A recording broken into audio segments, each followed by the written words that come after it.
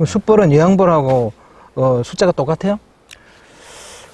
그게 아니고 숯벌은 이제 개체수가 더 많지요. 이제 많고 그 중에서 이제 아주 우수한 숯벌만이 이제 여왕벌이 이제 태어나서 바깥으로 이제 외유 처음에 태어나서 이제 외유를 나갑니다. 외유 나가는 건 이제 가서 교미를 하기 위해서 이제 외유를 나가는데 그때 얘네들이 이제 주변에서 이제 그 여왕벌이 이제 볼통 주변에 이렇게 돌면서 그 얘네들이 몸에서 발산하는 페로몬을 갖다가 이렇게 뿌려요. 뿌리고 다니면은 숯벌이 이제 그거를 쫓아가는 거야. 그래서 이제 지상 높은 데까지 이제 한 1000m까지 올라간다고 그러더라고요. 그래서 올라가면은 숯벌들이 쭉 쫓아가다가 몸이 이제 무거우니까 중간에 이제 힘이 처진 놈들은 떨어지고 체력이 우수한 숯벌만 끝까지 쫓아가서 교미를 흔드는 거예요. 그렇게 해서 하여튼 자연에서도 얘네들이 우수한 혈통을 얻기 위해서 그러한 메커니즘이 있다는 것이 참 재미있고 우리 인간으로서는 그러한 부분들이 너무 유사하고 또 그 얘네들 집 구조나 뭐 이런 것도 마찬가지 우리 인간의 그 건축공학이라든지 이런 데서 여기서 많이 배운다 그러더라고요. 네. 로얄 젤리 가격은 얼마나 해요? 그래서 뭐 가격은 다 틀린데 지금 한 4만 원에서 5만 원 정도 50g 50g이면 조그만 하잖아요. 그렇죠. 그만큼 얘네들 생산하는 양이 그렇게 많지가 않아요. 이거를 얘네들이 이제 그 여왕벌 꼬치가 한 뭐 손가락 요 메디오 정도 1000메디 정도 되는데 여기에 채우는 로얄 젤리를 이제 채취를 하는 거기 때문에 그게 생산이 물론 뭐 벌량에 비례해서 이제 그것도 이제 생산이 되는데 꿀처럼 이렇게 많이 나오는 게 아니에요. 화분이라는 거는 꽃가루를 얘기하는 거예요? 예, 꽃가루. 근데 꽃가루를 본 적이 없는 것 같은데 저는 꿀벌 그 볼통 앞에서요. 이제 그거는 꽃가루는 이제 그 봄에 꽃이 피는 제철에 이제 얘네들이 이제 습득을 해서 또 뭐 여름에 가을에도 이제 수시로 지구들 먹을 거를 이제 채취를 하는데 봄에 이제 그 참나무에서 이제 그 참나무 화분이 이제 대량으로 이제 나오는데 그것을 이제 얘네들이 채취를 해요. 가서 몸에 그 꿀을 배에다 채워 갖고 나가서 이 다리 보면 다리에 이게 손모가 나 있어요. 이게 털 같은 게. 그럼 거기다 이제 꿀을 발라서 꽃가루 이제 수정체를 만지면은 그 꽃가루가 이제 다리에 달라붙을 거 아니에요. 끈적끈적하니까. 그렇게 해서 이제 그 경단처럼 만들어가서 다 붙어서 이제 동그랗게 되면은 이제 갖고 들어와서 이제 자기 새끼들 먹이고 자기들도 먹고.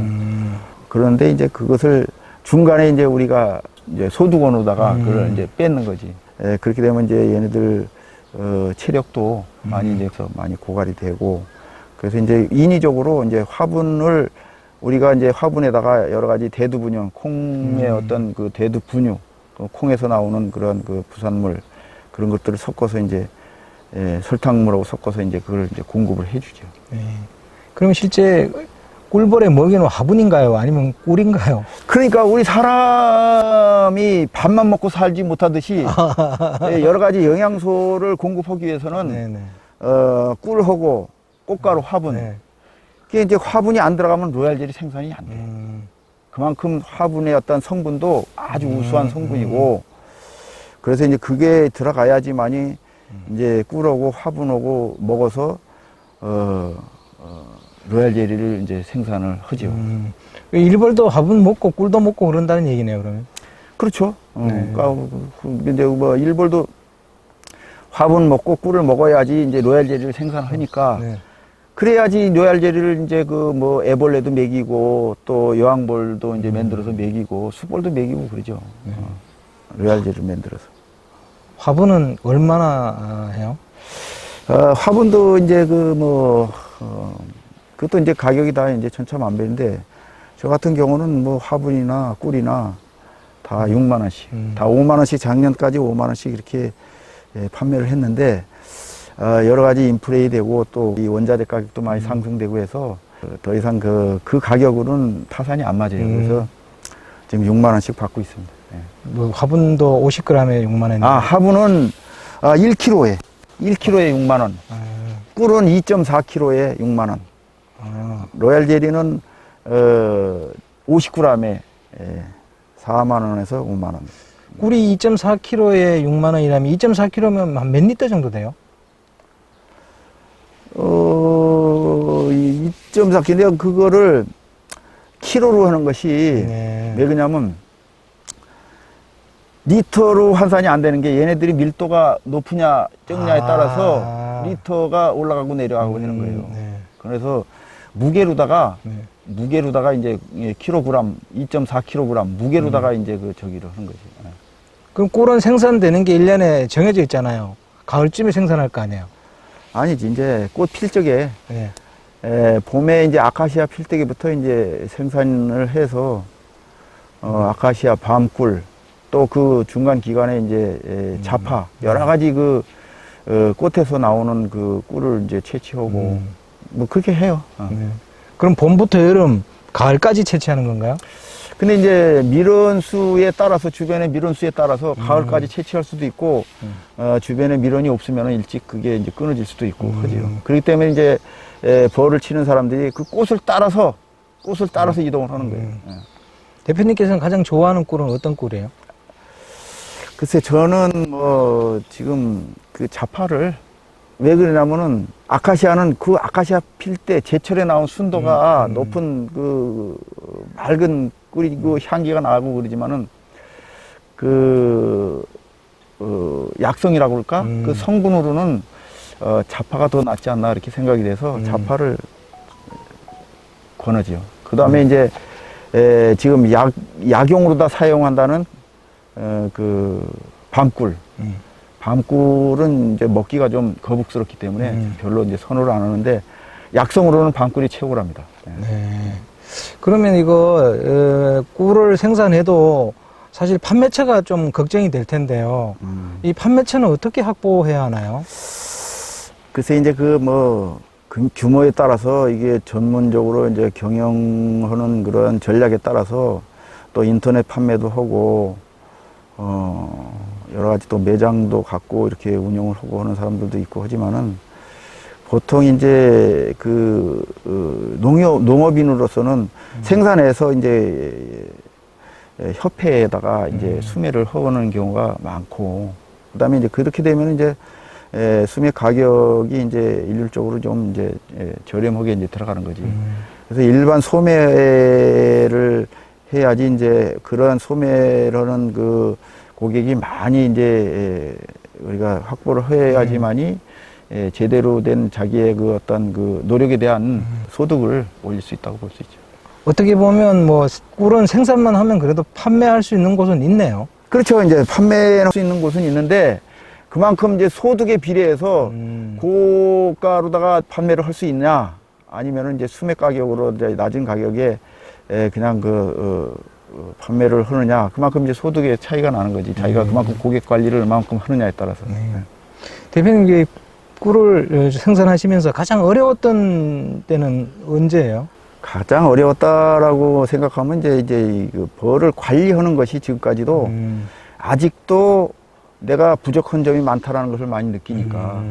왜 그러냐면 얘네들이 생태계를 얘네들이 생활하는 그런 그 습성을 완전히 습득을 해야지만 내가 원활하게 얘네들을 관리를 해서 좀 더 얘네들이 적게 이제 최대로 개체수가 늘어날 수 있도록 그 관리를 해야 되는데 그런 것들이 이제 많이 이제 부족하고 그래서 이제 그런 부분을 많이 연구를 하고 얘네들 습성을 많이 이제 그 공부를 해야지요. 양봉의 장단점에 대해서 좀 간략하게 설명을 해주세요. 장단점이 뭐 장점이라는 것은 뭐 누구나가 관심만 갖고 노력하면 접근할 수 있다는 거 쉽게. 그다음에 단점이라는 것은 얘네들이 생물체이기 때문에 내가 적절한 관리 기법을 모르면은 얘네들이 생명이 그냥 거기서 많이 좌지우지 된다는 거. 그 다음에 이제 판매 이런 마케팅 전략 이런 것들이 좀 이제 많이 이제 공부를 하고 또 해야죠. 네. 그 정년퇴직하시고 양봉을 생각하시는 분들을 위해서 대표님께서 조언 한마디 해주시죠. 조언이라고 하면은 정년퇴직을 하면서 접근을 한다라고 하면은 제2의 인생을 살아가는 그런 입장인데 여기에 너무 올인을 하다 보면은 자기 건강이 많이 해치가 돼요. 그래서 재미 삼아서 그냥 취미 삼아서 요렇게 뭐 한두 통 해서 몇십 통까지는 관리하는데 크게 노동력도 많이 안 들어가고 네. 가능한데 너무 욕심을 부리면은 그만큼 또 이게 그 체력적으로 많이 이제 나이가 먹어서 이제 딸리는데 이것을 너무 올인하다 보면 그만큼 건강을 해칠 수 있다는 거. 그래서 그런 것을 자기 스스로 관리해가면서 하면은 재미있고 또 이에서 생산물도 아주 유익한 그런 고품질이기 때문에 또 건강식품으로는 최고예요. 그렇기 때문에 그런 면에서는 참 좋죠. 60을 넘어서도 요즘은 제2의 직업을 가지는 게 대세잖아요. 대표님이 생각하시기에 뭐 60 정년을 앞두고 제2의 직업을 생각하시는 분들은 얼마 정도의 뭐 준비 기간을 거쳐야 된다고 생각하고 계세요? 그러니까 개인에 따라서 틀리는 거예요, 그것도. 네네. 얼마만큼 자기가 거기에 그 관심과 또 노력을 투입을 하느냐에 따라서 틀려지는 거지. 그래서 이제 중간에 실패해가지고 중도에 포기하는 사람들이 많아요. 네. 많고. 처음에는 뭐 의욕적으로 달라들었다가 이게 뭐 힘들고 또 벌이 얘네들이 또 뭐 가장 저건 거는 우리 몸에 이제 와서 쏘고 그러면은 그게 아주 고역스럽거든. 그런 것들을 극복하지 못하면은 중간에 이제 포기를 하게 되고 또 얘네들은 날씨가 아무리 춥거나 덥거나 할 때도 생물이기 때문에 적재적소에 관리가 안 들어가면은 얘네들 생명하고 직결이 되기 때문에 그런 부분들을 철저하게 그런 공부해서 관리를 할 수 있는 방법을 터득을 해야 돼요. 네. 대표님, 앞으로의 꿈이 있다면 어떤 게 있으세요? 꿈이 이제 뭐 제2의 인생 살아가는 입장이라 뭐 꿈이 있겠습니까만은 건강이 허락하는 한 얘네들하고 같이 이렇게 내가 적절히 수시로 내가 몸이 많이 이제 힘들면은 또 줄이고 또 지금부터 지금까지 이렇게 내가 이렇게 견딜 수 있으면은 견딜 수 있을 만큼만 또 내가 늘리고 축차적으로 그런 것들은 내가 스스로 관리해 나가야 되고 뭐 꿈이라고는 뭐 내가 참 나이 먹어서 이거 손을 놓지 않고 어느 정도까지 갈 수 있는지 내가 그런 부분들을 내가 뭐 투자를 해서 내 몸 건강 관리에 많이 노력을 해야 되지. 꿈이라고는 내가 건강하게 이거 같이 얘네들하고 같이 생활하는 것이 그거예요. 네, 오늘 인터뷰 감사드립니다. 네. 구독자 여러분, 오늘은 광탄에서 양봉을 하시는 우리 대표님을 만나서 인터뷰를 해봤습니다. 경찰 생활을 정년퇴직하시고 꿀보를 하고 계신데 저도 이렇게 옆에서 지켜보면 제2의 직업이라는 건 그런 것 같습니다. 여기서 제2 직업을 뭐 해가지고 돈을 크게 번다 이런 거는 아닌 것 같고요. 연금이 나오더라도 반드시 좀 소일거리가 있어야 되지 않나. 그걸 미리미리 좀 준비하고 이렇게 대비를 하면 이렇게 일과 시간에 나와서 건강도 다지고 또 자기 그 취미생활도 하고 조금의 수입원도 가지는 이게 바로 제2의 직업이 아닐까 저는 그렇게 생각합니다. 항상 오늘 또 이렇게 보면 이게 양봉 때문에 아침 일찍 나오셔가지고 이렇게 일하시는 모습이 저는 가장 존경스럽고 부러웠습니다. 자, 호화제는 다음 주에 또 다른 분야를 살아가는 분을 인터뷰를 하겠습니다. 자, 안녕히 계십시오.